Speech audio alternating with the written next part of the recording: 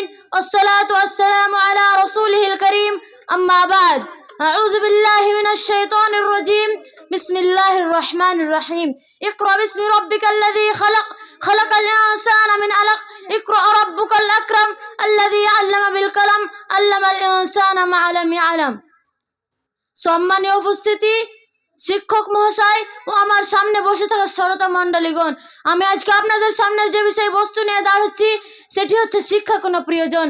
শিক্ষা ছাড়া কোনো কিছু সঠিকভাবে করা সম্ভব না।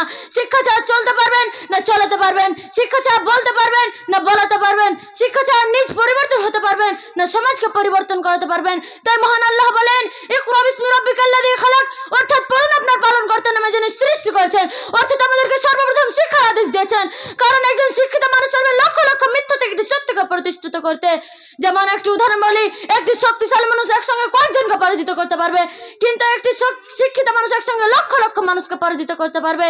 যেমন ডক্টর জাকির নায়েককে দেখুন, তিনি পৃথিবীতে একা হওয়ার সত্ত্বেও সমস্ত মানুষ তার কাছে মাথা নত করতে বাধ্য। এর শ্রোতা মণ্ডলী, পৃথিবীর সমস্ত মানুষ তার কাছে মাথা নত করতে বাধ্য। এর কারণ হচ্ছে তিনি শিক্ষাকে ভালোবেসেছেন, তিনি শিক্ষার শেকড় বেঁধে রেখেছেন। এই শিক্ষা সম্পর্কে একজন বিখ্যাত কবি বলেন, education is the change of character modification of ideal, অর্থাৎ এই প্রক্রিয়ার মাধ্যমে আচরণের পরিবর্তন ও ধারণার পরিবর্তন ঘটে, তাকেই শিক্ষা বলে।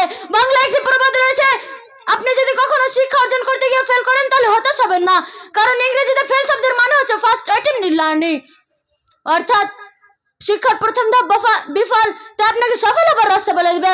আপনি নির্দিষ্ট পরীক্ষা করুন, আপনার পরীক্ষা একসময় বাস্তবে পরিণত হবে। জীবন হলো একটি জটিল খেলা, ব্যক্তির অর্জনের মধ্যে দিয়ে তুমি তাকে জয় করতে পারবে। যদি পৃথিবীতে সমস্ত মানুষ সঠিকভাবে শিক্ষা অর্জন করতে পারত তাহলে পৃথিবী জুড়ে এত অশান্তি হতো না। কিন্তু দুঃখের বিষয়, পৃথিবীর মানুষ শিক্ষার্থীরা দূরে সরে গিয়েছে। আজ মুসলমানদের যেভাবে অপমানিত লজ্জিত করা হচ্ছে সেটা তাদের নিজেদের কুকর্মের জন্য। যেমন নরেন্দ্র মোদী পুরো দেশটাকে তার হাতের মুঠো করে নিয়েছে এবং তার মহকুমে অমিত শাহ পৃথিবীতে মানুষকে যা বলতে চাই তা বলে, যা বুঝাতে চাই তাই বুঝায়, কারণ তাদের কাছে আজ শক্তির চাবি রয়েছে। আজ মুসলমানরা তাদের থেকে অনেক পিছনে পড়ে রয়েছে, কারণ মুসলমানরা নিজেদের ইমানের আলো অনাবক্ত করেছে। সবসময় তারা নিজেকে ছোট মনে করে, তাদের কাছে যা শক্তি থাকে তা জাগত করে দেয়। তবে আমরা বছরের শুরুতে একটা টার্গেট করি, কিন্তু মাঝে মধ্যে ভুলে যাই, অবশেষে আমাদের টার্গেট মিস হয়ে যায়। আমরা হাজার চেষ্টা করলেও সে টার্গেট পূরণ করতে পারি না, অথচ এর কারণেই আমরা পিছনে পড়ে রয়েছি। তাই এক কবি বলেন, তুমি নষ্ট করেছো সময়, এখন সময় নষ্ট করছে তোমায়। তুমি নষ্ট করেছো সময়, এখন সময় নষ্ট করছে তোমায়। অবশেষে আমি আল্লাহ তাআলার কাছে দোয়া করি, আল্লাহ তাআলা আমাদের সকলকে যেন শিক্ষা অর্জন করার তৌফিক দান করুন। আমিন। ওয়া আখিরু দাওয়ানা আলহামদুলিল্লাহি রাব্বিল আলামিন। আসসালামু আলাইকুম।